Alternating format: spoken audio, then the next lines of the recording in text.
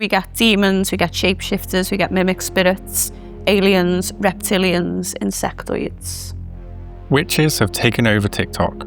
Spells, manifesting, fortune-telling. It's all just a swipe away.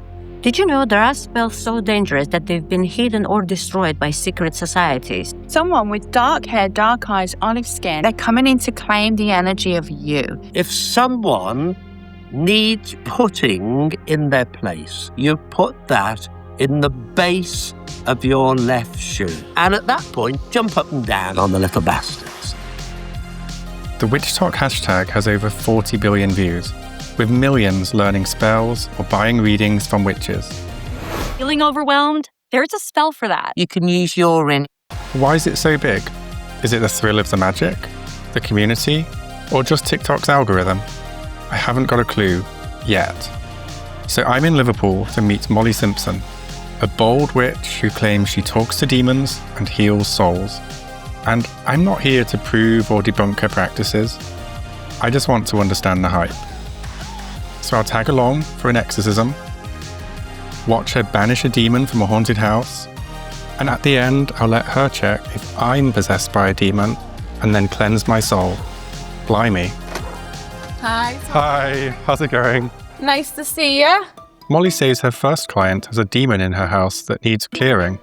But first I wanted to see how she preps for the job. I'm just putting some stuff together that we need to do with salt, most importantly, because that's what we make the pentagram out of. So when we activate a pentagram, we create a portal to another dimension. Depending on what the entity is, I will open it to that dimension that it comes from. But with the salt, it stops anything being able to come out of it. So I use a very particular pot of herbs. There's various things in there, things that bother an entity. Now, these are infused with magic. It's basically got a magic spell in it.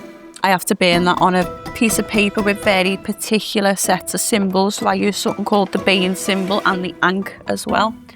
And obviously we need a burning plate to burn it on. And that smoke I use to drive the entity to the pentagram, the particular room.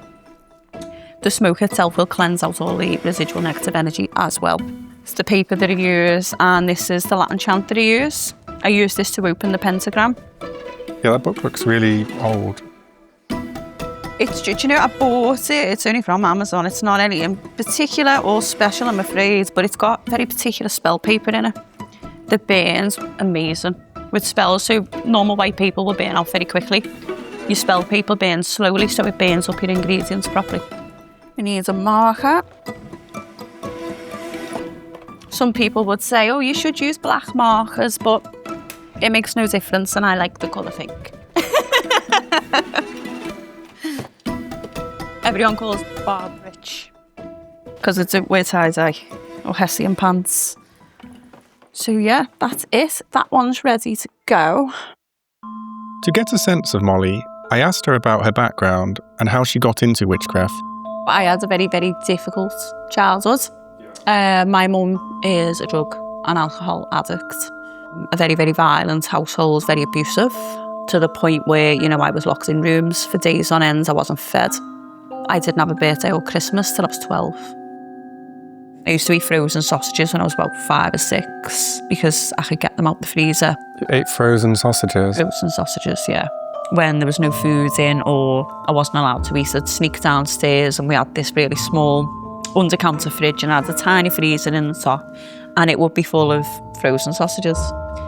And one of these times I remember this thing in my ear saying, you can't go downstairs right now, don't go now. And I was starving, and I ignored it, and I went downstairs and I got caught.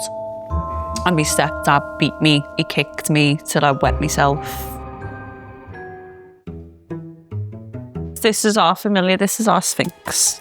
So do all witches have a familiar? And I think the film's made that popular, really. I don't think there's much in it, there's no superstition, it's just preference, but your cats are supposed to be able to see your demons, ghosts and things a lot more easier than dogs. But when I do an exorcism, she leaves the room and the dog barks the whole way through the ritual, and then the minute the ritual's ended, it stops.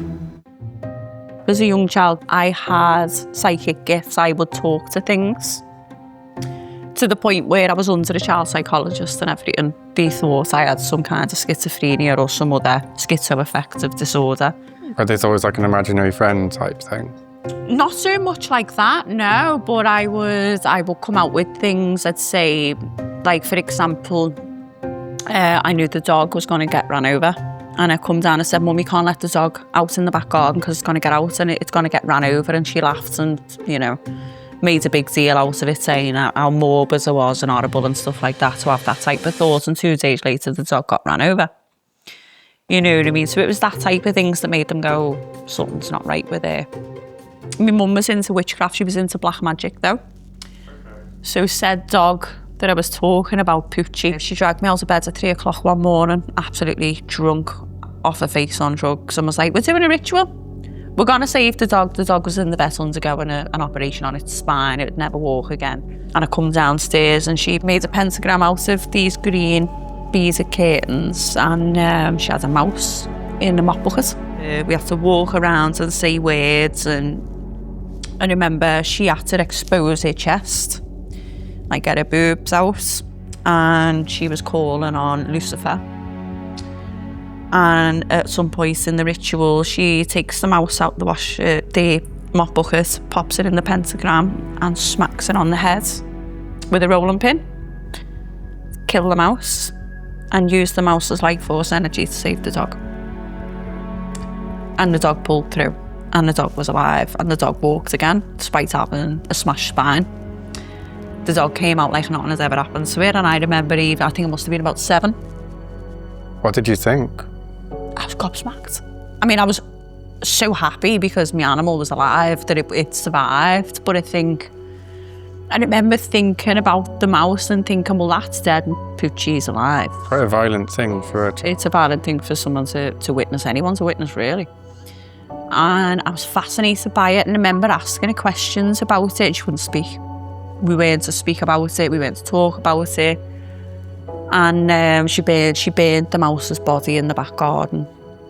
Some other kinds of ritual on a full moon a couple of weeks later.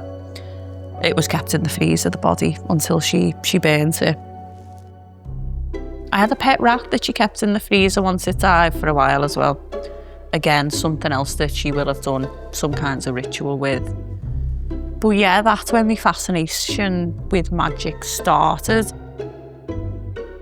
It used to make me quite nervous because, I'm not sure if you can see it, I've got a scar here on my face where I've had a glass launched at me that smashed across the face as I was in someone's house clearing it. But now I think it's just, I know what I'm doing, I know what I'm dealing with, so it doesn't really bother me. There are times when I'll feel a bit more jittery and I think, okay, I need to be 2 steps ahead here to avoid an injury or to avoid any adverse effects and stuff like that, like possession. So yesterday I knew there was a risk with that. I didn't know it was because I'd seen the entity before, I'd had dealings with the entity personally before. When you say the entity, is it like a demon? It was a demonic yesterday, yeah. So we get demons, we get shapeshifters, we get mimic spirits, aliens, reptilians, insectoids. Okay, so it's like really diverse. Yeah. Your demonics tend to come from the second dimension. Your poltergeist, your shapeshifters will come from your second dimension as well. Your poltergeist, mimic spirits tend to be your first dimension. They don't really have a consciousness. So mimic spirits will mimic human souls. They'll mimic other entities. They'll mimic anything that they can. Poltergeist, they're just an energetic ball of vileness. And then your aliens and reptilians tend to come from a much higher dimension, above the 5th dimension, 6th and 7th. I left school, went to college, and I did my GCSEs again at college. And while I was doing that, I was doing a little bit of modelling.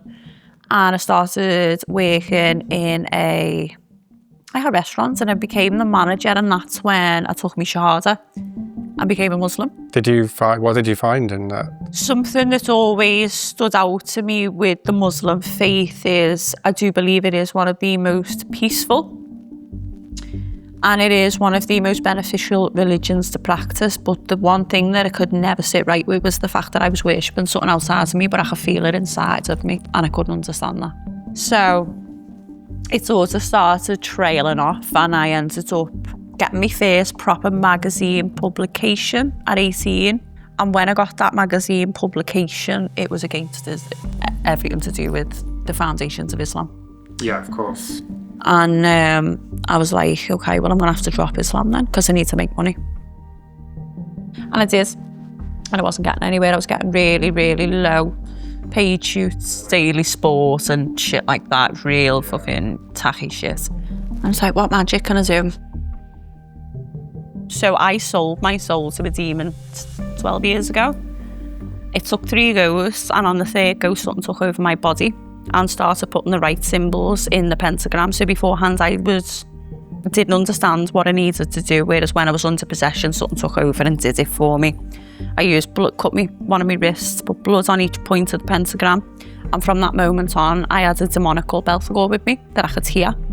And I could hear the demonic realm as well. What does that sound like? Screams. Like animalistic screams. And then I ended up applying for a casting call. And I went. And I'm 5'2", and you know, I've got acne marks on my face. I'm not what anyone would consider as your typical fashion model.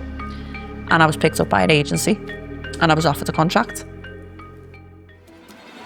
I mean, I do go to people's houses, but more often than not, I prefer to do it here because the energy is perfect for it.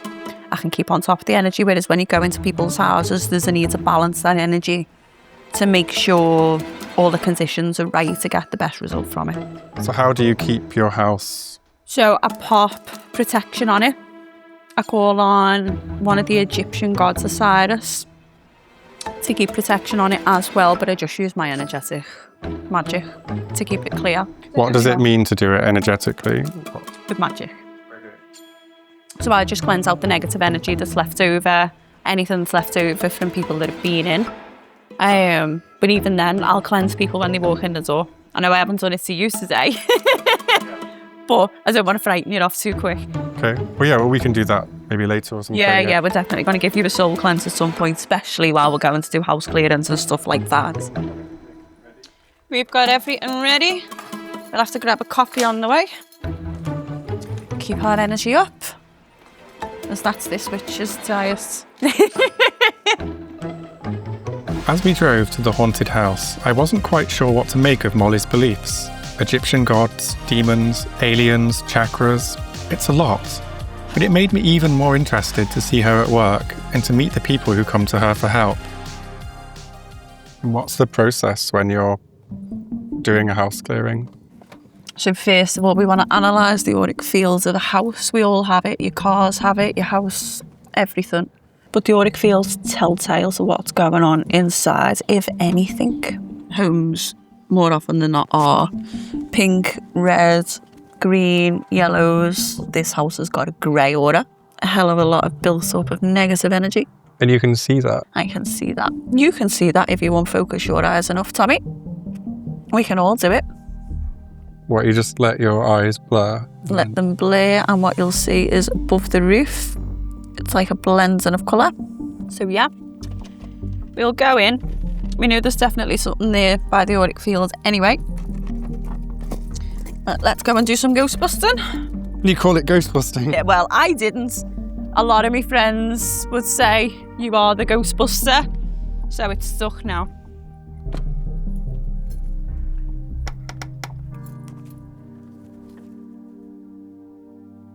Jeanette lives with her son Josh and suffers with bone cancer.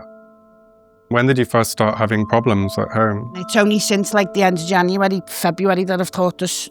It's weird because she can sleep for hours, like literally just, and every night she's gone off case again, and it's the same time every night without fail. So it's your dog noticing? Yeah, and I was waking up not feeling good, bruises, not sleeping properly. Are you waking up with bruises? She just showed me before when I walked in. There's like just the remnants of a mark that she's had earlier on. And I've seen like shadows going across my bed. I've never had nightmares, and I've had a couple of nightmares, and I've never had like sleep terror, and I've had one thingy of that. What happens in your nightmare? Can you remember it? It was like a corridor, but there was like fire, and it was trying to get me, but someone was running after me. and I couldn't get away. And I literally woke up crying. And with your night terror, did you see anything? No, I was just literally pinned to the bed. So what happens there is you woke up while it was feeding. Oh, nice. Drawing off your life force Yeah. energy. That's what happens. That's what a night terror is. Right, what I'm going to do is I'm going to go up. I will pop this pentagram down and activate it, and then I'll come back, I'll light my herbs, and we'll get started. I stayed quiet as Molly supposedly opened a portal to another dimension. It wouldn't matter if it was the size of a 50p piece as long as it's open.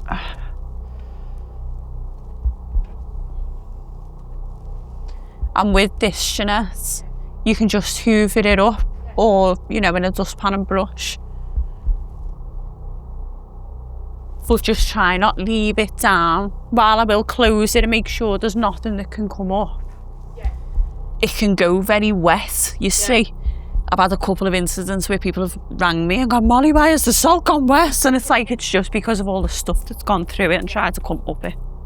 Is your son's bedroom behind where Tommy is? Behind you? Yeah. Is it? Yeah. That's where it is right now.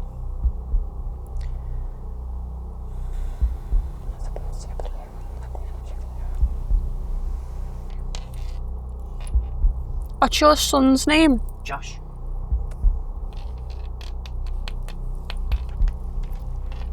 I was on the lookout for something odd happening, but I didn't notice anything myself. So do you sense it in the room, or do you see it, or how does that? I sensed it then, I didn't see it.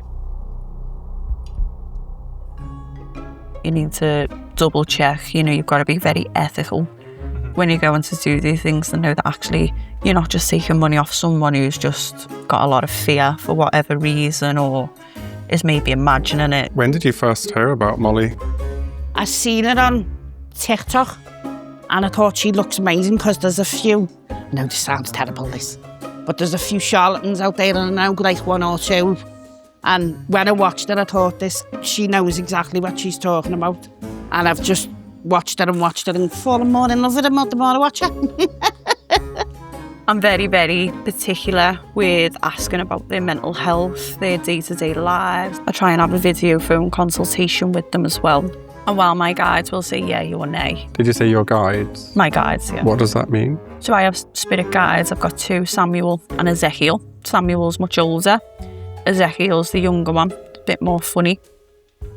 But they will give me a go-ahead, yes, you need to, or no. And so what did they say about this one?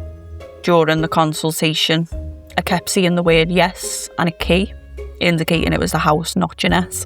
And you see that like in your head? Or? Yeah, basically in the mind. Sometimes I'll see it on the person, it will just appear in front of them. Okay. Sometimes if I'm not listening to what's coming in or they can't show me an image visually in my head, they'll show it in front of my eyes. But I think that's me ADHD though as well. Yeah.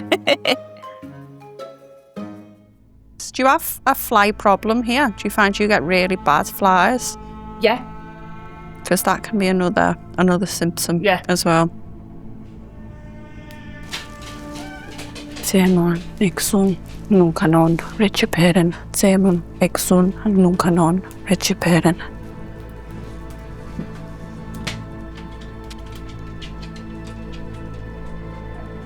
Fire's behaving quite funny. So the way the flame behaves can tell us a lot. When we see an increase in flame, we see an increase of energy from the entity.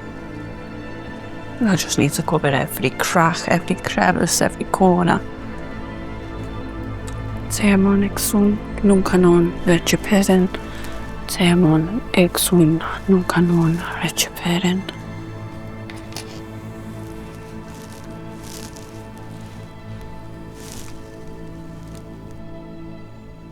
So it's gone. I'm just waiting for the flame to come into one now. It's getting there. Good, I can put it out. And what that's doing is just drawing in any bits of energy that's been left over from it.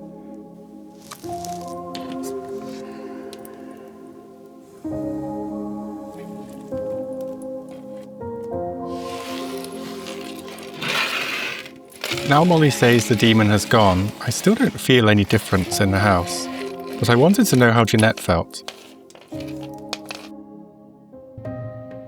It was brilliant, and because I've watched it, I feel that I do feel like there's been something lifted. So what I'm going to do now is I'm going to draw out any negative and residual energy that's been left over from its feeding. So your left side is slightly off compared to the right side. The right side's stronger in your energetic field, so I'm just going to rebalance that. I mean, that sounds weird, but that's where most of my tumours are on my left side. Yeah, makes sense. Did you talk to friends about it before? Yeah. And What did they think? they were all going, I've got 2 friends who were, and they were going, that'll be brilliant, you know, because if there's something there, it is draining you. Because one of my friends, she's been told she is psychic, and she sees visions and stuff like that. And she said there's something, when she's come here, there's something here. You said to you you've got an underactive thyroid. No. I think you have. Oh, okay. Is that why I'm fat? Can make you put more weight on you. Might also be an effect of any medication you're taking, though they can inhibit the thyroid function. I'm going to put my hand on your stomach here, just while I do the solar plexus. It's like really, really low, really dull, this chakra. You might have a bit more wind today, and it won't actually be that, it will be what I'm doing now, but don't worry about it. And then last but not least, I'm just going to come over to the third eye.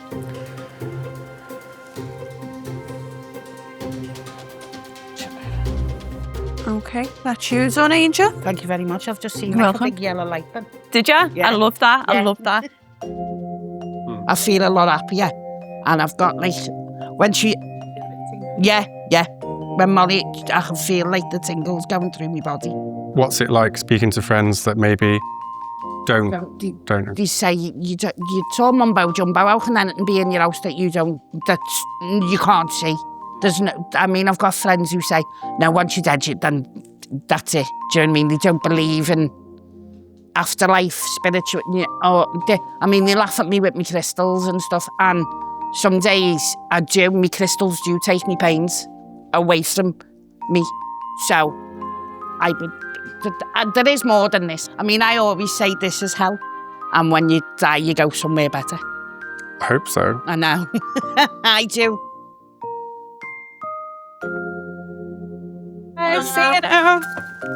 As we left Jeanette, I was thinking about the non-medical healing I just saw because it makes me uneasy.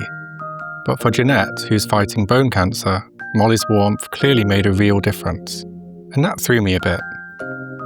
How much does it cost to do like a house clearing, like what we just did? So I charge £270 to do that.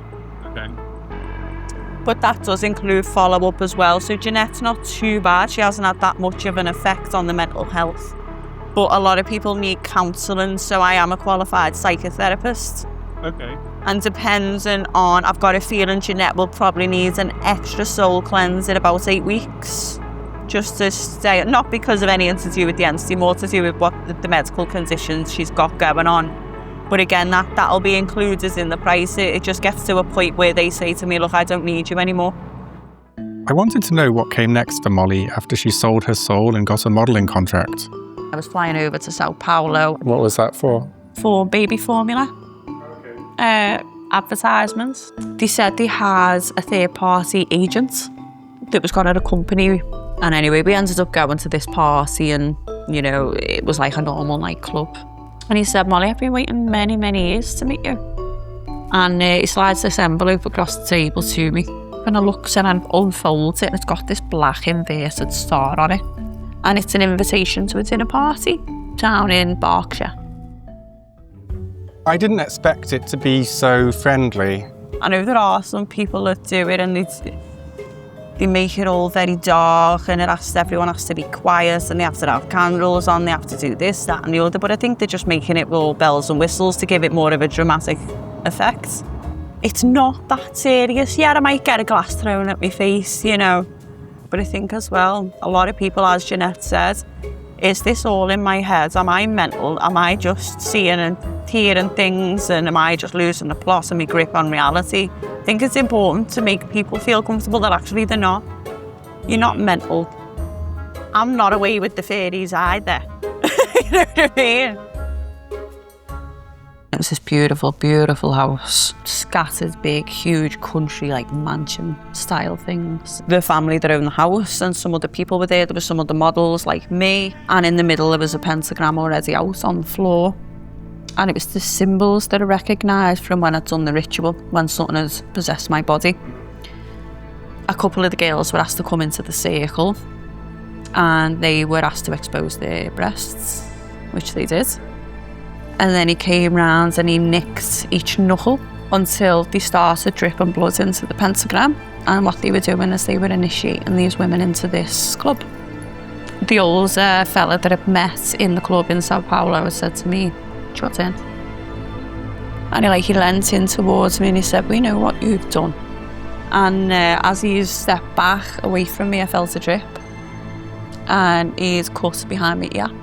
And he touched me there and wiped it across me. I had a white dress on, so it was dripping onto my dress. And then he looked up at me with these eyes, the most inhuman eyes, and was like, "Belter was very, very proud of you." There's a demonic agenda that I believe in they work hand in hand with certain, maybe elite families, people that, and I'm not talking your government, I'm talking higher and higher and higher than that. And I believe they're conjured by them. I know just from the cults, the secret satanic society that I was involved in, the club as I call it. You know, there was a lot of real high profile people in that club doing them rituals with me. There was these two glass tables and the girls get on the table and they were spinning and spinning and spinning and the girls are clinging on for dear life until blood starts coming off them, where the glass had cut into their fingers, where they were trying to hold onto the table at spears. So there's blood flying everywhere and everyone stood there clapping, like hollering, like, "Yeah, wow," you know what I mean, "Spin it faster, spin it faster." And I was thinking, this is a fucking weird game. She got off and she had this gash, and it cut her across both of the calves and she was crying. No, didn't see this girl ever again. And I know other girls who knew her more personally than me, and I asked them months later, like, "Where is she? Where is, like, what happened? No one's seen her." I believe they've killed her. Sacrificed, really. So these sorts of things went on quite often. I went to hundreds of them. And what was the point of this club? Like, why did they exist? I've got no idea. I think they were trafficking women. And I think a lot of them were just used for sacrifice. What is the purpose behind them? They're worshipping particular demons in return for power. Do you think a lot of people would find it quite hard to believe that story? Absolutely. But again, you know, these secret societies do exist, and there's video footage of, you know, women, particularly all over the internet, making a big ruckus or running out of these places screaming, and they disappear and they're never found. Molly's story of elite cults and ritual sacrifices were hard to swallow, but I liked Molly, and spending time in her world, I found myself wanting to believe. Next, I wanted to learn more about Molly's clients and their supernatural experiences. Kim was renovating her new home when things just started to feel a bit wrong. I gets the ladders down and I goes up into the loft. Coming back down, the ladder just went from under my feet, just as though it just was pushed. I was cut on my tummy. You could see the bruising straight away, like under my arm. I felt like my back, my stomach, my leg. And I just thought, that's really weird, because I only literally hung from that loft hatch. In the coming days after that, I had a rug in the living room that was on carpet, and this rug was moving every day, to the point where I'd walk back in the house and think, move that back yesterday, it's back again. People were saying, "Look, it's your dad letting you know that he's here." Mel also had something strange happening in her home. It's always been a little vibe in the flat. There was one friend who came and she always ended up with scratches, which I couldn't understand, because I always felt like it was a happy entity, or whatever you want to call it. It didn't bother me, like I say, until about 8 years ago. The whole vibe of the place changed when The neighbour downstairs moved in. So in the November, I had a media wall built, and I started to get a feeling that something just didn't like what I was doing. I was in bed and I was woken twice on 2 separate occasions to a male's voice. It got to bringing strange odd bods, like in the middle of the night. Just a group of people that you really wouldn't want to associate with in daylight or at night, and especially not in your hallway. I was in bed and my ring doorbell went at 1 a.m. My initial thought was, who's at my door at that time? So my door's on the side of the house, it's not on the front.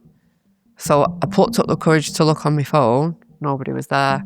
And a few times I'd seen him and he looked quite alien. Not like a real person, if you know.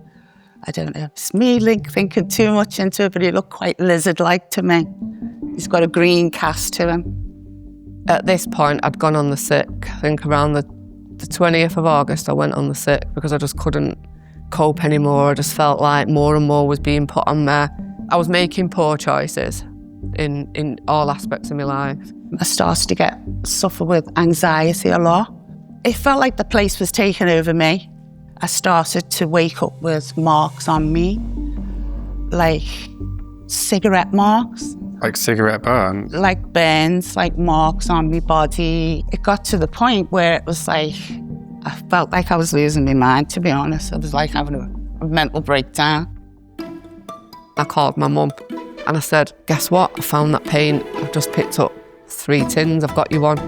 And as I said that word to my mum, I heard pop in the car and the tin of the paint just went everywhere. And I started screaming, so my mum thought I'd crashed. So by this point, I'd put my hand in the back of the car to pick the tin up. So then I was covered in white paint. I was livid, like literally fuming, thinking, you know, how's that happened? And he started like doing weird things, painting pictures of me. Painting pictures of you? Painting pictures of me. It was a picture he painted of me, naked. What?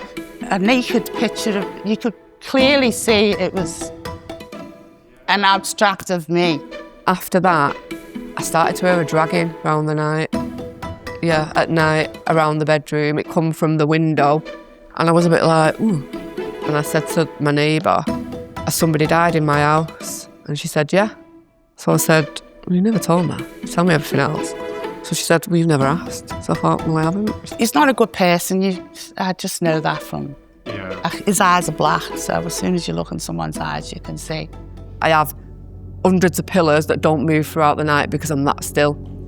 And I turned over to turn the light off, and the next minute I was over across the other side of the room on my knees. And the next day, I said to Rach, I fell out of bed last night, and she said, fuck off, Kim, you're not 4. And I went, And then I spoke to my other friend Becky, and she said, did you though, or was you pushed? How do you tell the difference between, say, someone that's maybe like where there's something paranormal going on, or where the guy is just creepy, you know? Paranormal, definitely paranormal, because his eyes are black. Do you mean like the pupil is like all pupil? His whole eye is black, and his skin colouring is like a greeny grey. I catch him sometimes, he looks quite lizard-like. I'd been visiting my sister and my mum was there, so I told them what I've just told you, and I got laughed at basically. They were like, which year, you mad, you know, you whatever.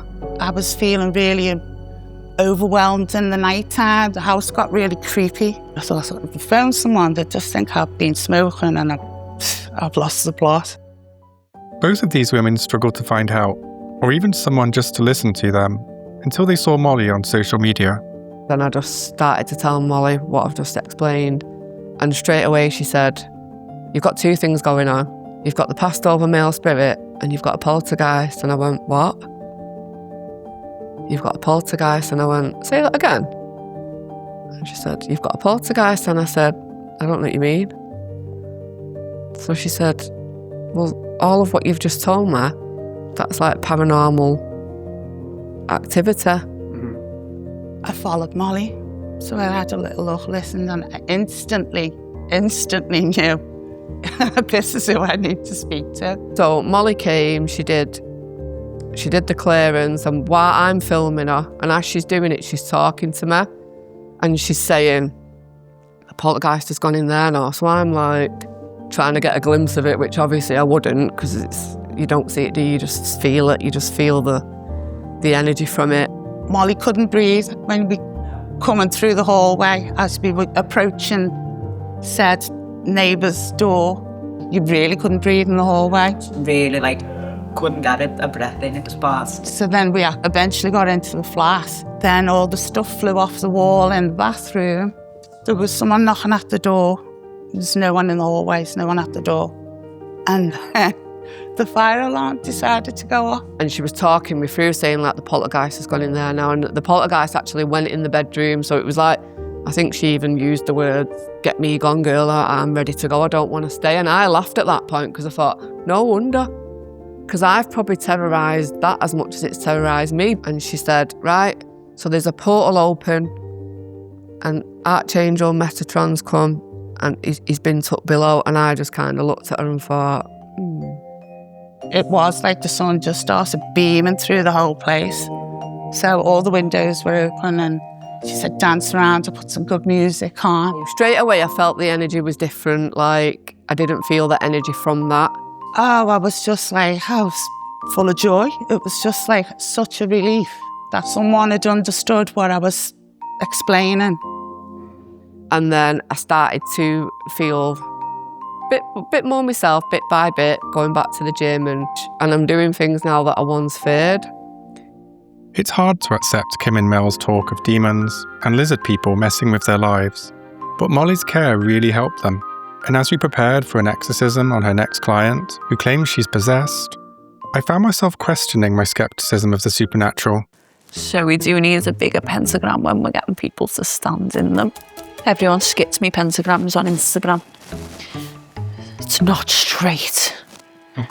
Why is it a pentagram? It's a symbol, basically. A magical symbol.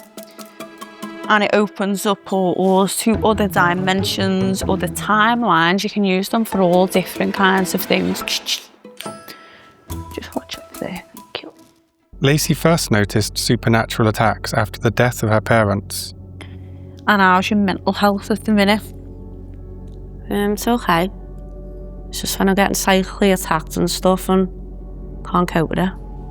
What happens when you're psychically attacked? I can feel things hitting me and pulling on me and I feel drained and I just feel horrible. All my energy getting pulled everywhere in all different directions. It's like a projection of magic or energy. I had one that was sent that actually kills a pair of birds that I had.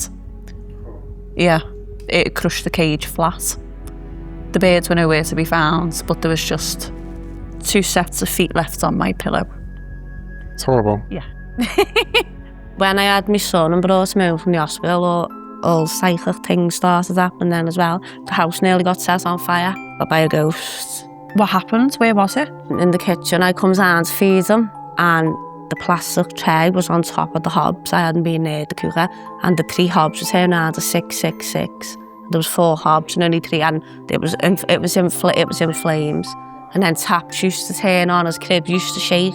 Really? I woke up and seen an old man standing looking over me in the bed. That's more than likely someone protecting your son. Yeah. Right, I'm just going to open this pentagram. A pentagram will always glow in 3 parts. It starts at the top, comes round here, and then the last quarter then lights up when you're activated. I can feel the energy from that. I love that. What's the symbol? That's a Bane symbol. That one there. What it does is it draws in light and dissipates darkness throughout the bottom back to the lower realms. So I need to walk around you anti-clockwise 3 times. And I will come and I'll take your left hand as we drop the entity into the pentagram. Demon, exum, nunca non recipere. Demon, exum, nunca non recipere.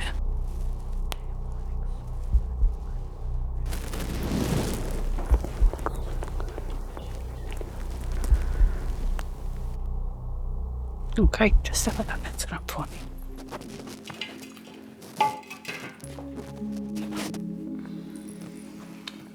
didn't get me to do. I suppose so, but now time for you to go. So it is.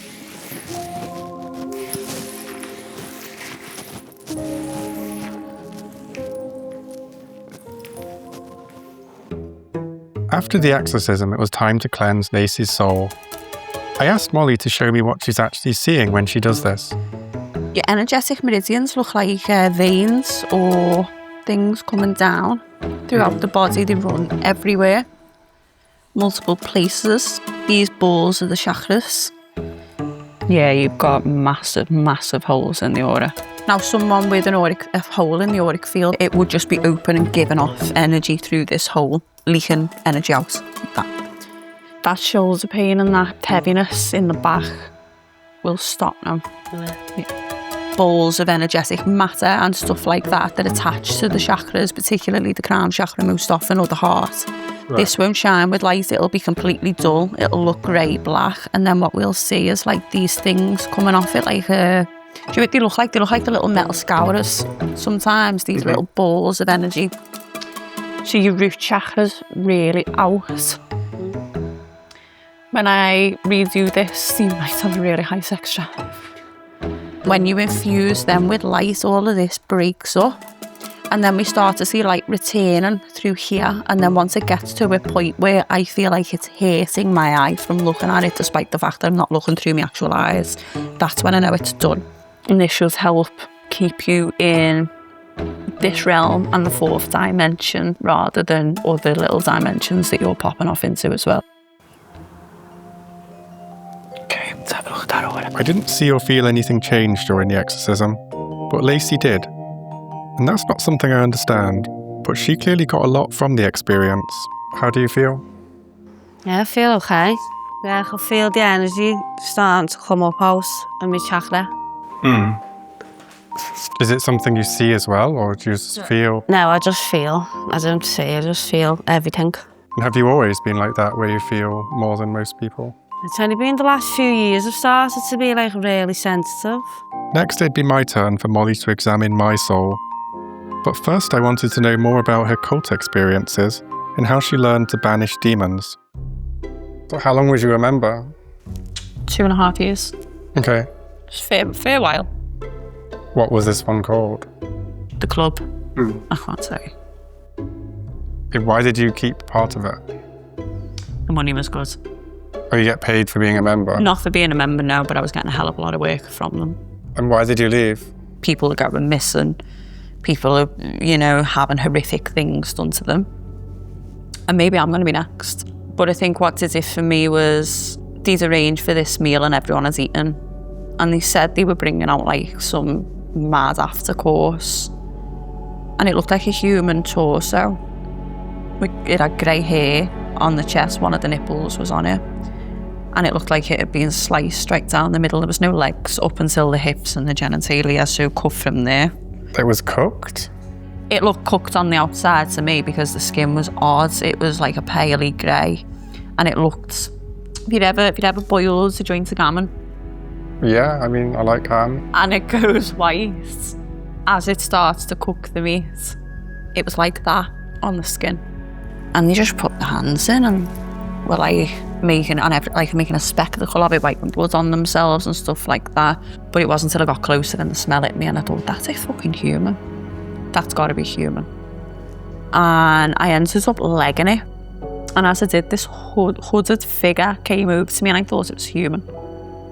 And it wasn't, and I ended up going into another out-of-body experience with this demonic, and I woke up outside, cut all over my body like I'd been crawling through the stones. And then after then, I sort of decided, no, I'm not going, and invitations would come, and I'd reject them and I wouldn't go. I wouldn't accept them.